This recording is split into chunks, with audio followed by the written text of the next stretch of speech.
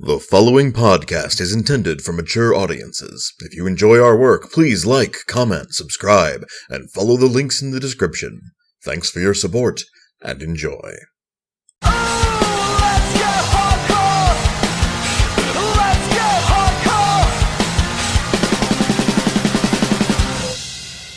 Greetings and salutations, listener. It is I, Eric J. Chucky, joined, as always, by the Mr. Perfect to my Jim Ross, the boy. Does that mean I'm the coach? Yes, secretly. Awesome. This is the Two Nerds Podcast, and today we're talking about In Your House, Beware of Dog. And In Your House, Beware of Dog 2. That's right, you get a twofer here on this Two Nerds Podcast. Because we don't watch dark matches, whether you call them 205 Live, or the pay-per-view pre-show, or In Your House, Beware of Dog most of the show. Or SummerSlam 2017. We just don't watch dark matches, okay? The joke there is that it's a dark time right now. yeah.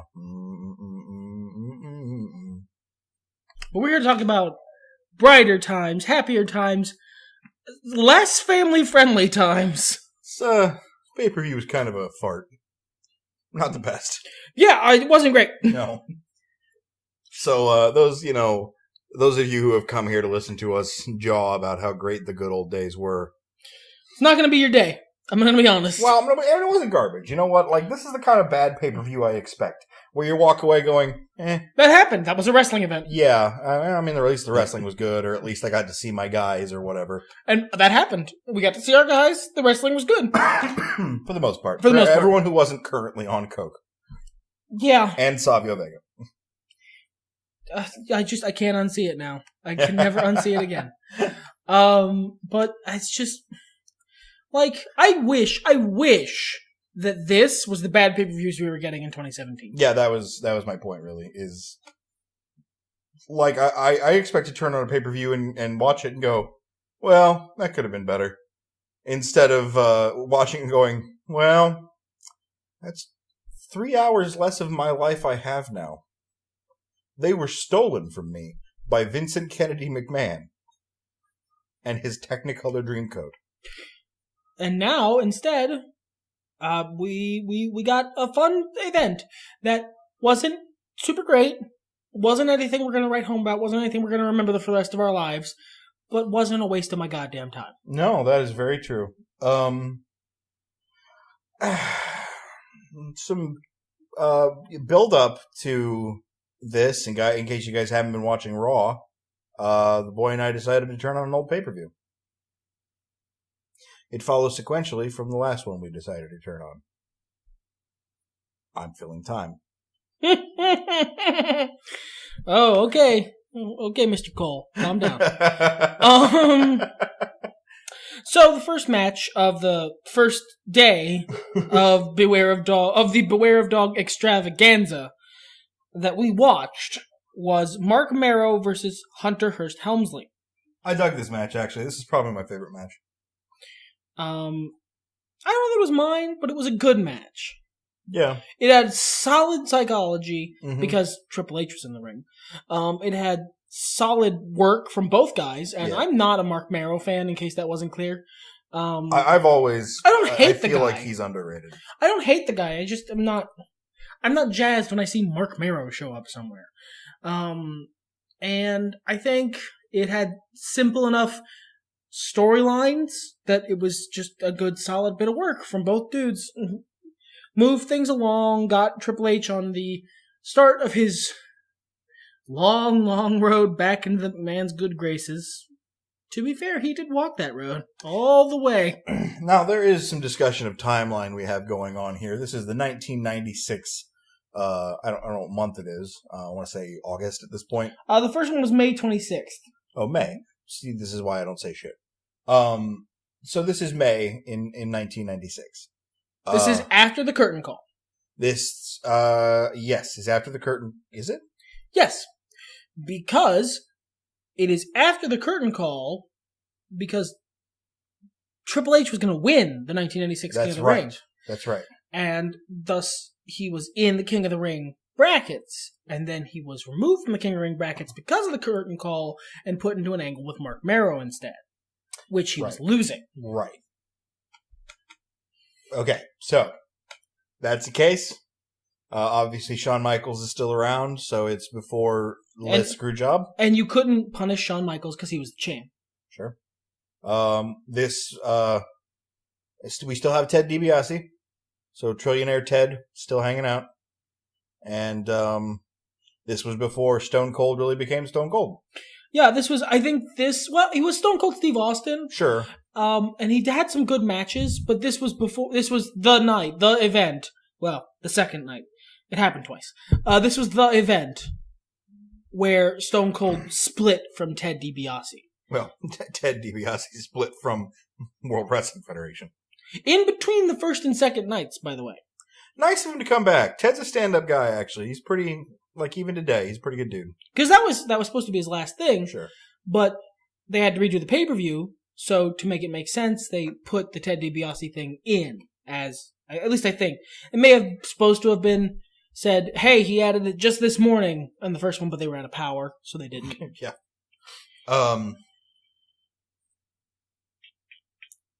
So, this was our plan. We wanted to come up on history when we started this look back, and man, thinking about all the history going on here, and this is the night where they lost the power. Yeah. Because we got to see that Marc Mero match, and then suddenly it was the main event, and Boy and I were like, what a weird place to put your World Championship. The curtain call was in April that year. I thought so. I wanted to make sure I wasn't wrong. But yeah, it was, we didn't realize, I asked right off the bat, because they made a joke about, hey, if the power goes out, really early, and I was like, wait, is this the night when the power went out? Well, and the last, In Your House event we watched, Good Friends, Better Enemies, the one with Shawn Michaels versus Diesel. Big Daddy Cool Diesel, I think you'll find. Stop. There was some issues with the recording equipment and shit there, so I thought they were referring to that. But no, I was wrong. It was the big one. So, on the in case you were curious, on the WWE Network, it runs the first match. Well, actually, not the first match. No? The first match was Bob Holly versus Isaac Yankem, and it was, I think, supposed to be on the show, but they lost power. And then it came back, so they could do Marc Mero versus Hunter Hearst Helmsley, and then they lost power again, and then it came back, and they did Shawn Michaels versus, his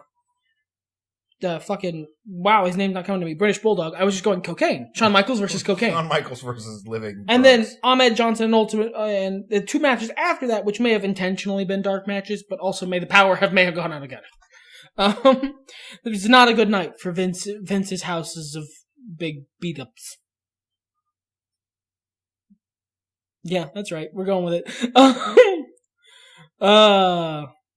But this is a very important night in wrestling history. Yeah, a lot of shit going on.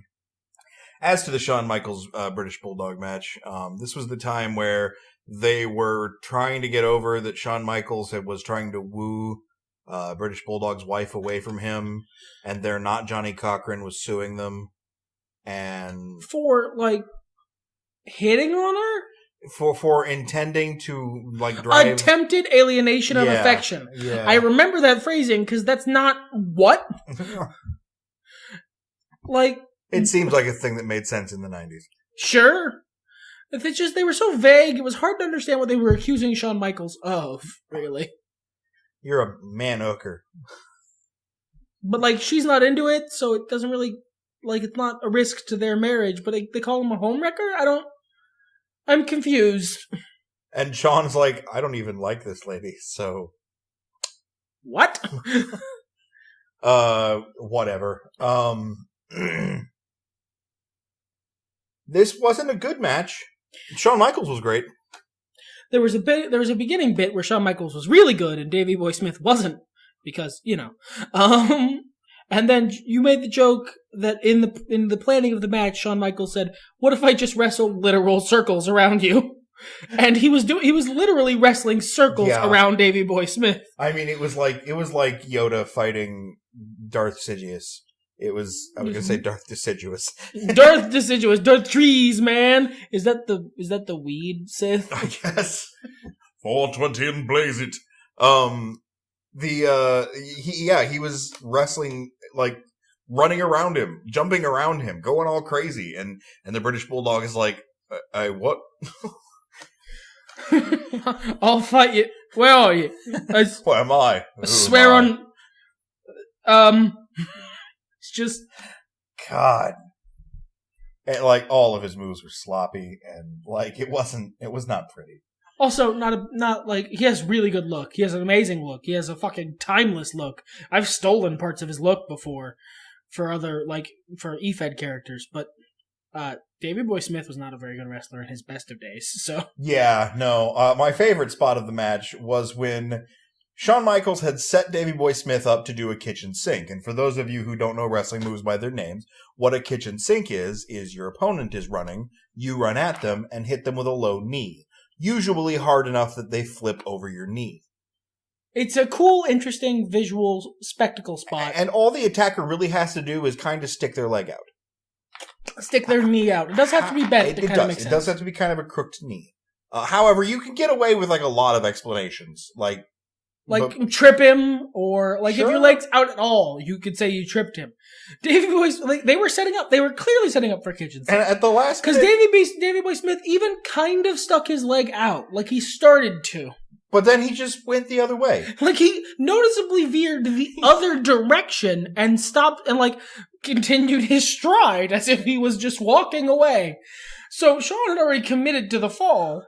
So he couldn't recover without looking like a complete jackass. I don't know if he could have recovered, period. He's Shawn Michaels. He could have recovered. Oh, yeah. He could have done 4 front flips, landed on Vince McMahon's shoulders, given him a smooch, and then triple backflipped back into the ring. But, I mean, in his physical prime, probably not all of those extra flips, but that's only because Vince would have been mad about them. Don't! But, he was too late to recover without looking, either to recover at all or to recover without looking like a jackass, so he just kind of had to fall over like he tripped over his own feet.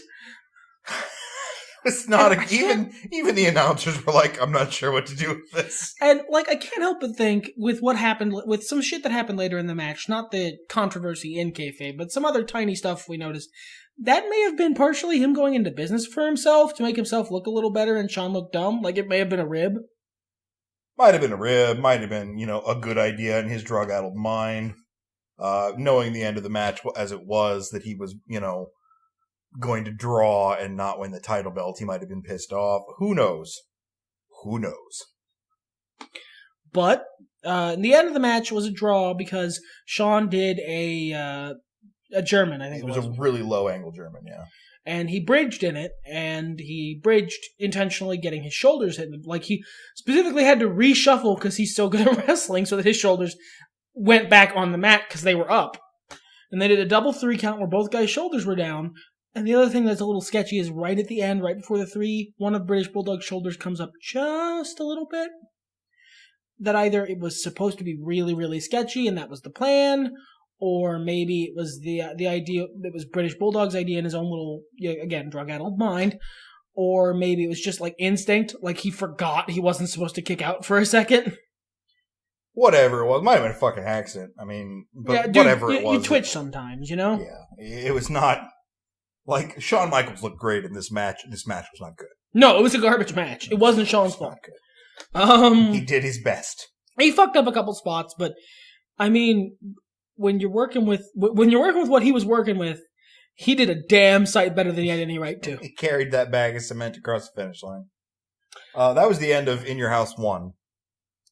Now, In Your House, Beware of Dog 2 was, they taped it during an episode of Superstars. Like, they just fit in the matches that got cut that were important for storylines. It was 3 matches. The first of which being a redo of Savio Vega versus Stone Cold Steve Austin, which, by the way, they gave an additional 7 minutes to. Yeah. It was 15 the first run, and 21 the second one. I think that extra 7 minutes was a bad idea. Honestly, I do too. I think it fucked with the pacing of the match. Yeah. And if memory serves, and I might be wrong about this, but I think Stone Cold has said before that he thinks the first match was better also. Oh, he does. Yeah, I've heard that too. And it was that extra time. Sometimes, and this is something I wanted to make as a point, it's the reason I brought it up. We've bitched a bunch on this show about why didn't this match get more time. Sometimes more time is a bad call. Mm-hmm. To date, like the Goldberg-Brock Lesnar matches, I think they were too short, but more time might have been a bad call. Like, that's something you can only tell in hindsight. More time with the man who gasses out walking down to the ring after his pre-taped footage of him walking to the gorilla position ends running. Being a longer match for that man is a bad idea. Sometimes more time isn't a good idea. And even if you have good athletes, sometimes more time isn't a good idea because it fucks with the pacing of the match. Sure. It's hard to...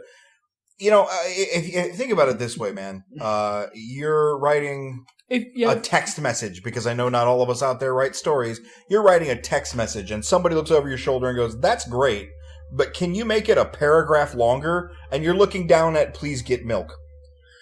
Or you're looking down at like, hey, could you go to the store to please get milk?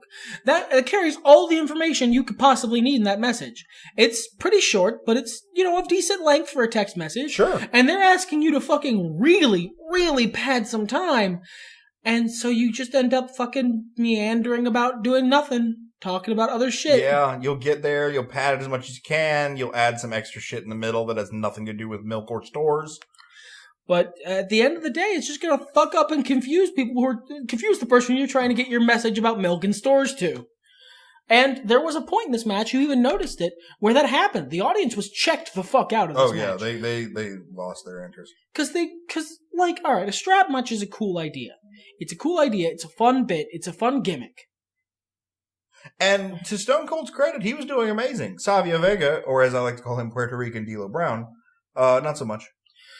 He was doing okay. Like, he wasn't bad. He was doing good for Savio. I can't unsee that he's Puerto Rican D'Lo Brown anymore. No, that's who he is now. I wanted to give that gift to the internet. But he's just like he's not like he's passable. I'm not going to give a shit about Savio Vega ever, but he wasn't bringing the match down as far as I could tell. He wasn't bringing it down. It was... He was executing the material. Stone Cold was elevating the material. Yes, I would agree with that. And, like, the strap match is a good idea, but I'm going to be honest, the idea only has so much legs. You don't want a 30-minute strap match. That is not a 30-minute match. That is just fucking... You could probably do one, but you have to be, better at crafting wrestling matches than I am, which isn't a high bar. I'm almost positive John Cena and JBL did a 30-minute strap match at one point. Well, it was a I'd like to see it sometime in the year 2025 when we get there. But fat chance I'm skipping that shit. I thought we were going to watch good pay-per-view. No, it was we started in the past and we're going to go forward until we have to stop. So 2013 then. Ooh. Yeah. Some sriracha on them memes. Yeah. No, I agree with you entirely. I think Stone Cold was great here. Obviously, it's before a lot of his worse injuries. Before the big one. The one that everyone agrees shortened his career by like 10 years. But, I don't know. It was good all around. I really think it was cool of $1 Million Man to come back like that. For the taping, for the second match. Second taping, yeah. Yeah, he's a good dude. Yeah. Honestly, I think that's one of the reasons he has a job and his kid has a job. Is he was willing to work. He was willing to make a deal. Well, his kid didn't have a job anymore. It's the reason his kid got a job. Yeah, sure. That guy was milquetoast. He was a good athlete. Yeah, he's a good athlete. They just didn't give him a good gimmick. I mean, that's like... No. He had a good gimmick. Well, yeah, and then it ran its course, and then they did nothing with it. Because he didn't get over with it. Because the gimmick wasn't that great. If they had given him the gimmick, I am the $1 Million Man, I know there was an old one, but I'm the new one, that would have been great. They didn't. They gave him the gimmick, I am the $1 Million Man's kid. I am the $1 Million Man's slightly entitled son. That's fair. Only even slightly. It was a milquetoast gimmick, but I think he could have, if he had been more charismatic, he could have gotten that over. Well, with the locker room the way it is in the last few years, the last 10 years, however you want to call it, sometimes it's scary to reach an arm or a leg outside the box. Because that shit might get cut right off. You could JTG that shit and just continue to be employed. That's nice. JTG is still employed counter. I was sad when that hit 0. Same. But, I mean, the match overstayed its welcome. I don't think there's any disputing that. No. I don't even think Stone Cold Steve Austin disputes that. Savio Vega might, but I don't give a fuck about his opinion. Move on. Yeah, I do want to say a couple things about this portion of the show. First of all, we don't have Vince and King as commentary because, like Boy said, this was during a taping of Superstars. Superstars. They came back for the last match on this, I believe. No. Were they not back for Goldust versus Undertaker? No, they weren't. No, it was JR and Mr. Perfect. Yeah, no. Who occasionally sounds a lot like Coach. Yeah, because I would have heard a lot more fucking weird jokes from King. Yeah. Mr. Perfect sounds eerily like Jonathan Coachman. About half the time. Sometimes he's doesn't talk, and the other times he sounds like Jonathan Coachman. But this is some really quality JR commentary. Got a couple things wrong like he always does. Who cares? Yeah, I made a joke about it because I have to, but it was... He's JR. He's the best. There's no disputing it. Fight me, nerds. JR, Jim Ross, is the greatest play-by-play commentator in the history of the business. I will genuinely debate you on this. I haven't seen enough of Joey Styles' work to debate you, but if there was a contender... I agree that if there was one, it would be Joey. But personally, for me, there's not going to be it. And it might partially be nostalgia, but no one's ever going to beat Jim Ross. So that was a nice treat. I also got to say, there was no commentary tables, and Hard Camera was on a different side of the ring than usual. It was flat against where the commentary tables usually are. So you're looking up the entrance ramp. The little circle. The entryway. the wrestler exit. The wrestler. You were looking into Gorilla. He was back there waving. But, like, I actually didn't dislike that at all. I kind of dug it. I've seen it before in a couple of Lucha Libre promotions. I think it's cool because it would make for a really good angle for, like, a run-in. Sure. I understand why WWE does it the way they do it. Well, yeah, because then you just spend half the match staring at the back of fucking King's balding head. Or Cole's balding head. Or JBL's hat. Yeah. Not anymore. Yeah, not anymore. He's gone now. He's focusing on his children's charities. Sure. He's focusing on his salad, okay? I will say I heard Mauro Ranallo said that it wasn't JBL specifically that caused his problems. It was the entire backstage mentality. Well, yeah, because look, JBL is not the only guy who does classic ribs. No, he's just the king. He's the king of the McRib. I sort of lack sympathy for Mauro Ranallo, and I know he's, it was a fucked up situation, but if you know anything about pro wrestling, you know what the backstage of pro wrestling is like, and you can't possibly not go into that with open eyes. I agree with you. And I also think that it's probably time for pro wrestling to move into the next era in terms of being a company. They want to make a lot of decisions based on being a company, but they don't want to actually act like it behind the scenes. Well, no, because Vince is still in charge, and at the end of the day, Vince wants to run a wrestling promotion and a company when it suits him, either one. Yeah. So this is basically something that's not going to get fixed until Vince apparates. Until Vince ascends to a higher plane of WrestleXistence. Lower. Yeah. To the great ring in the sky. That was a weird fucking ad, man. So, was there another match after that? There was indeed. Yeah, it was Yokozuna versus Vader. I kind of tapped out on that one. It was 8 minutes. I tapped out for about 7 minutes, 30 seconds of that shit. Vader versus Yokozuna bell to bell was longer than any it was longer than any Goldberg Brock Lesnar match. Yeah, it was. Those guys put in more work.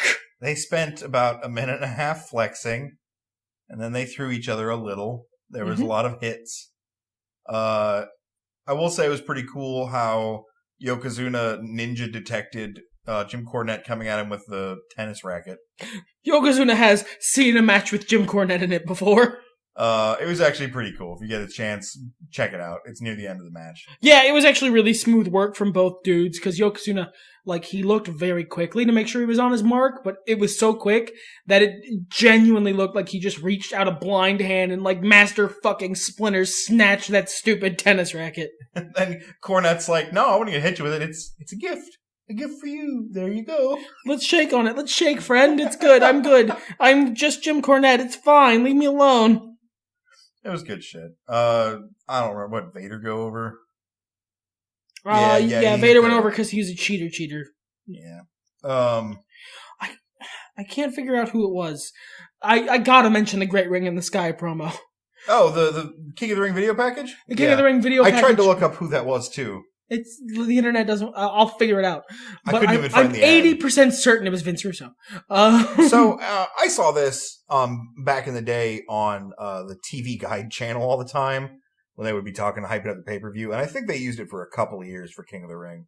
It's Jerry Lawler is eating dinner, chokes on some turkey after being an asshole. Yeah, Jerry Lawler taunts orphans with turkey, dies as a direct karmic result, goes to heaven, where he is declared the king, and then other kings from history declare him not a king and fight him, and he gets beat up. He asks where he is. It's revealed he's in hell, and Vince Russo Devil laughs at him. That is the video package, and then they say King of the Ring. What the fucking fuck?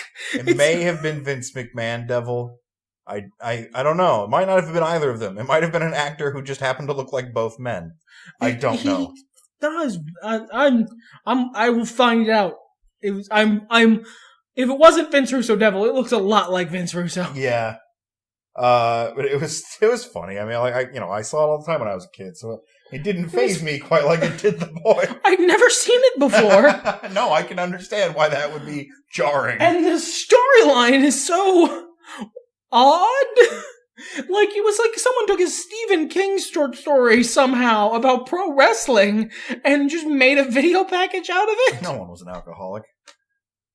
The king was in there. Ooh, mean. His mom died. Lots of people's moms have died. And lots of them have turned to alcoholism as a result. He was just preparing. Pre-drinking. Preparing. Anyway, man, everyone on wrestling's and drugs. Everyone is on drugs. I'm on drugs. We didn't mention I'm drugs right now. We didn't mention Jake the Snake Roberts from the past, from the future. I don't know if the listener can follow that, but now that you've brought it up, during the Shawn Michaels British Bulldog match, there was some dad staring holes. He was barely blinking and he didn't move and he was just staring directly through the soul of both people in the ring. And boy's like, he kind of looks like Jake Roberts, so he concocted up the storyline where he was Jake Roberts from the future trying to get British Bulldog to go off of drugs because he found out recently, as in 2015? Yeah. Drugs are bad. DDP told him. Yeah, DDP told him. DDP was there too. Disguised as a child. Yeah, disguised as a child. Because his DDP yoga gives him superpowers. Sure. Which, that's just true. Yeah, that's facts. Anyway. Doctors tell DDP, no, DDP, you can't jump over the moon. And he's like, yeah, I think I can. And then he stretches enough that he just does it. You'll never walk again. Wrestled in a Royal Rumble today, asshole.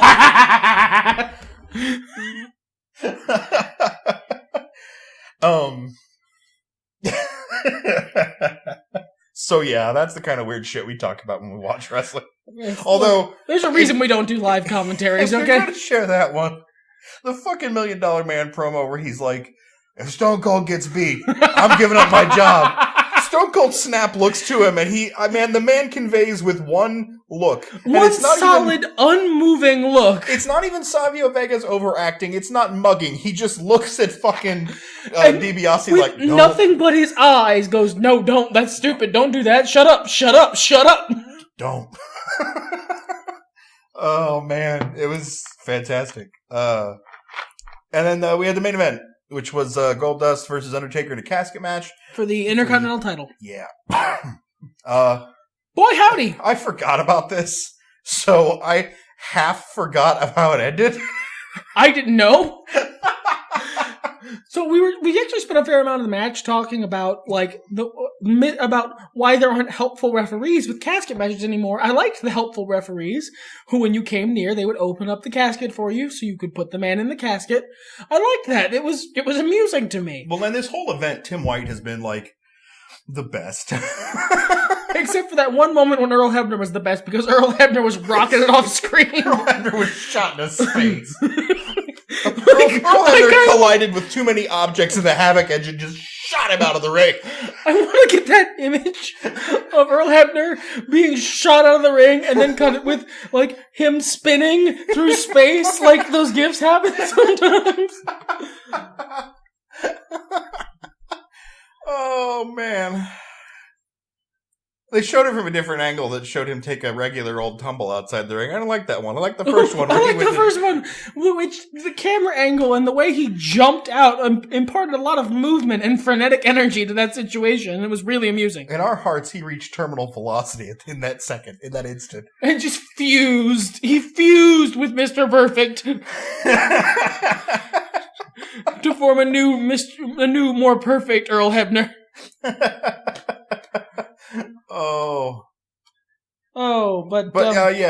Tim White and some blonde Crash Holly looking motherfucker are outside the ring, manning the casket, helpfully opening it whenever anyone comes by. So, except like when Taker's got it won, and they come over and they don't open the casket, and Taker's like, "Why the fuck aren't you guys opening the casket?" And they're like, they clearly don't want to, but it's not clear why. Yeah, they've got this, like, Tim specifically has this look on his face like, I don't want to open the casket. I don't want to. I'm not. I'm going to be in trouble. So Undertaker opens the casket, and then Mankind's in the casket. He gets him. He gets him real good, and he puts him in the casket, and he closes the lid, and he locks it, and he gets on it, so as to celebrate his triumph, he's conquered it, and now it's his casket with the Undertaker, and Mankind's a weird, like, animal person at this point. Yeah, he's still in his pig stage, where he squeals all the time. So he gets on it, and then it starts smoking, and Mankind looks down and sees it smoking and leaves. Like, I shouldn't be here. I'm not gonna be blamed for this. Which, like, I forgot that Mankind popped out until he popped out. And then I was like, oh, yeah, I remember this all now. So, like... I didn't know how this ended, so this was all a fucking Mr. Toad's Wild Ride to me. Yeah. Well, he got on, and then the casket started smoking, and I was like, what the fuck, it's smoking? Can Undertaker turn into smoke? Is that one of his powers? Yeah, that's exactly what happened backstage. Vince was like, all right, Marc, we're going to need you to get in the casket. We've got a trap door underneath. That's how Mankind's going to get in. Yeah, Mankind's going to get in that way. We're just going to drop you through, and you'll roll onto the ring. Everything, all right. I can turn into mist. Excuse me? I can turn my body into smoke. Oh, well, we'll just do that. That'll look great. That's a much better image. Let's just do that. Okay. Fine by me. Fucking Paul Bearer selling the shit out of it. He's gone! And then just like petting the pillows and stuff. And... No! I love the thing about Paul Bearer is like, I feel like in character, in kayfabe, Taker never told him shit.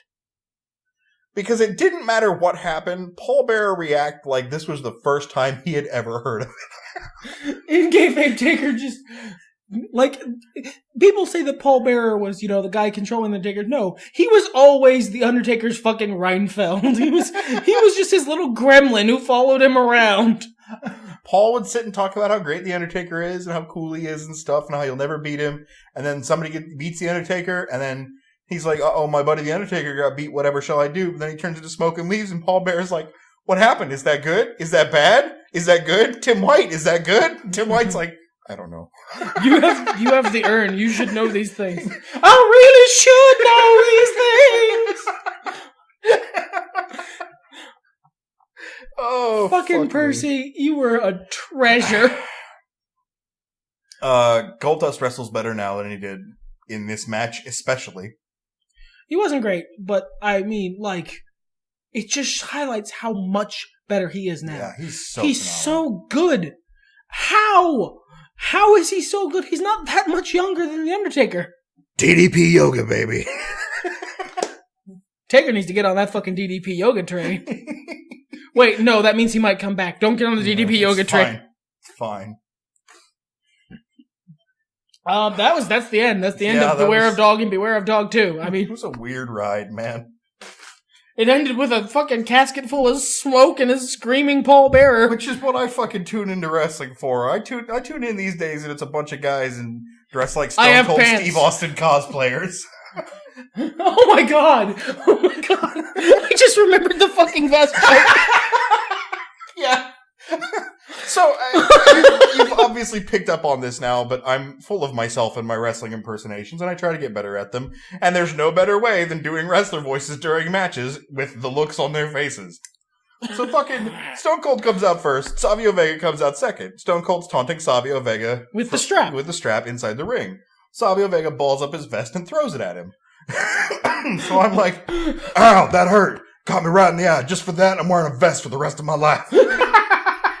Boy, cracks the shit up. It killed me because you can't understand how perfect the timing was without seeing him and watching him and hearing White do it right as it was happening. Well, and it's one of those things, like, that's a skill I like to develop. It's what helps my comic timing. It's what helps me do the podcast. You as well, because you do this too. It's watching people and, like, anticipating how they're going to react. And you can't do it with, like, randos as well. But if it's like an actor or a character in a movie, a character or a wrestler or somebody who you can predict with a little bit of reliability, where you can kind of guess where their next move's going to be, like visually, what their face is going to look like, then you can start to make these little personal stories in your head. And it makes getting through bad wrestling matches a lot better. Just for that, I'm wearing a vest the rest of my life. Fucking... The last event we watched, when it was Scott Hall versus Vader, My fucking Scott Hall, my Razor Ramon was like, I caught all of his fucking cues and it just, his doneness with the match. If it wasn't so goddamn hard, I would suggest we do live commentaries just so they can hear it, but it's... Maybe one time is a special treat. It's so difficult and you gotta edit them down. You gotta edit them down. Well, I could unlist the video and put it up on Patreon for people who subscribed for $1. Hey! You know what? That's actually not a bad idea. Yeah, maybe, next pay-per-view. Next pay-per-view thing is King of the Ring, so maybe that'd be a good... Oh, that's the one Stone Cold wins! Spoilers. God damn it. It's from 1996. They can suck it the fuck up. Say the line.